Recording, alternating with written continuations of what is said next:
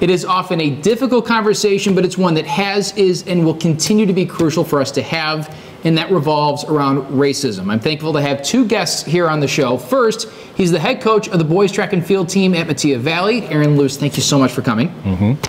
And our second guest, a former student athlete at Naperville Central, who was seen often this summer organizing and leading protests and marches in the wake of the death of George Floyd. Indya Smith-Johnson, thank you so much. It's great to have you on as well. Yeah. So let's jump right into this. This is a very difficult conversation for a lot of folks to have, but it's one that I know both of you are very willing, and you understand that this is a conversation that has to be had. Coach, I want to start with you. The piece that preceded this conversation dealt with the representation of minorities in coaching staffs.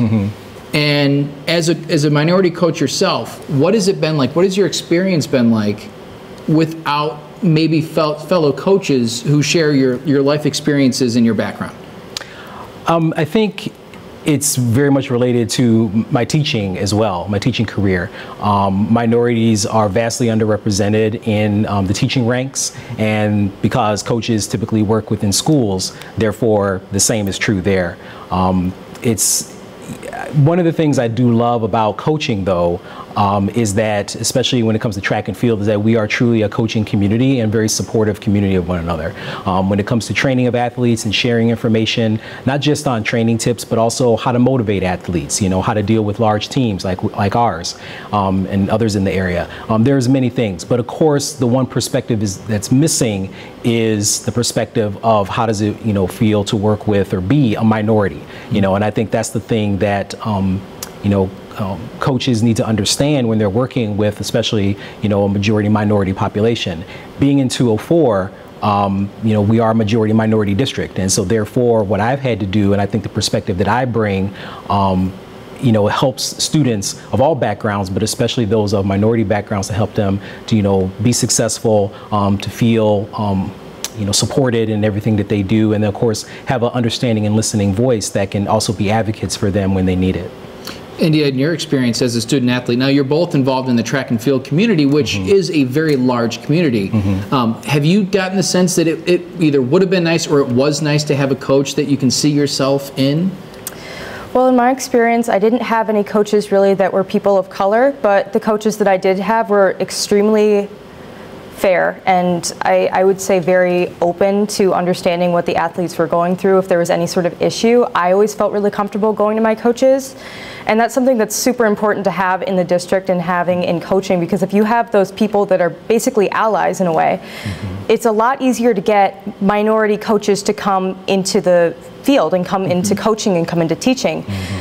But as far as other sports in the district, I have definitely heard a lot of instances where, in one case, I had a friend that was going into baseball, and he was doing baseball, and he had some very negative things happen to him on the team, and then it was brushed off. And it makes it really difficult to feel that type of inclusivity with students of color when they're experiencing those types of things. Well, sports are about camaraderie, and it's really hard to establish camaraderie if you have these deeply rooted, separation between, like you just said, if you don't feel like you're part of the team, how can you feel like you belong in the locker room? Have you experienced that in your own coaching career, or even as an athlete yourself? I don't think I've either as an athlete or as a coach experienced it myself, because of course, one of the biggest issues is, and biggest concerns that does happen within communities is racial issues. But there are other marginalized groups as well that I've had to help support, be it disabled students that I've had on my team, students who are LGBTQ, and supporting them as well. And I think that's the important thing, is that, like, as a coach and as a teacher and a person working in schools and with young people, that I need to be listening and be supportive of all the students of all backgrounds. And I think from there, once I can do that, then I can help foster that camaraderie and that community within the different groups that I work with. All right, we're going to hit pause on this conversation. We'll be right back after a word from our sponsor. Wow, you ready? Yeah, let me just grab my wallet. Uh-oh, I've seen this before. Wallet way too big, skinny jeans too skinny. I'll just carry it. Before you break something, you should know you don't actually need a wallet. With BMO Harris, you can just take cash out with your phone. Or if you need to, you can pay them with Zelle. That works? Yeah. You're stuck, aren't you? Smile. Woo!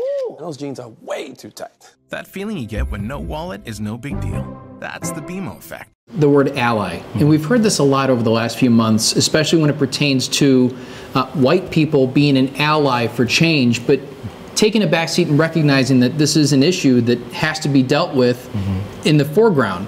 What does it mean to be an ally? I really feel that you cannot be a passive ally. I think that to be an ally, you need to be outspokenly against the thing that is oppressing people. So with racism, I mean, you have to be anti-racist, of course. I mean, that's the phrase that we hear all over media and all over socials and everything.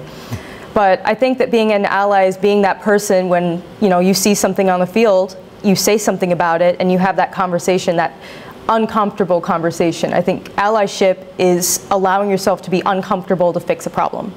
Do you think it's easier, and either one of you can answer this, easier or harder if it's a teammate or involved in a team setting than it would be if you were out in public and saw it happen? Because the relationship is one that isn't fleeting. It's something that you consistently have to be around. Would you think that's easier or harder? Oh, definitely harder. I mean, I faced that, you know, and have faced that, you know, as an adult, you know, working with whether it's other colleagues, whether it's in the teaching community, coaching community, or even family members, you know, that may have different views, that it is always difficult when you have a personal relationship with somebody to tackle those different issues. But of course, as she said, that, you know, being an ally means that you are going to speak up at those moments, you know, whenever, whoever it is. And fortunately, I have had those people in my life, but I know other people haven't. And it really does shape the difference in your experiences and also kind of the things that you go into in your future. I know for myself, if I didn't have those people, I probably would not be where I'm at today. You know, being a teacher, being a coach, you know, feeling like I'm successful at both of those, where I know people that I grew up with, because they didn't get those supports, that they fell by the wayside and, you know, ended up, you know, who knows where at this point. Could you expand on that? Well, I grew up on the south side of Chicago in the neighborhood called Roseland, which is sometimes very notorious, you know, these days for, you know, a lot of violence and a lot of, you know, socioeconomic strife.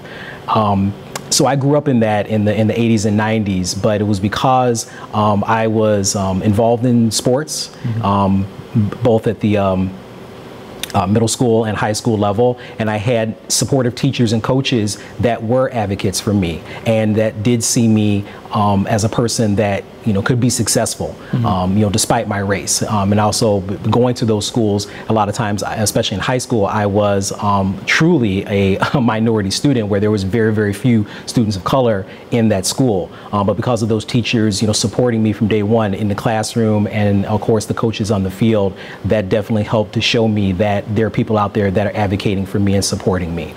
Where I would go back to my neighborhood and my friends that I grew up with were in different schools, and because they didn't get that support, that's unfortunately why they felt, you know, they had no role models, they had no advocates, they had nobody to, you know, push them and motivate them to success. I really appreciate you guys coming on the show. Thank you for having us. Yes, thank you. Coming up next, we'll hit our final segment, the Fan Play of the Week. We'll be right back on Naperville Sports Weekly.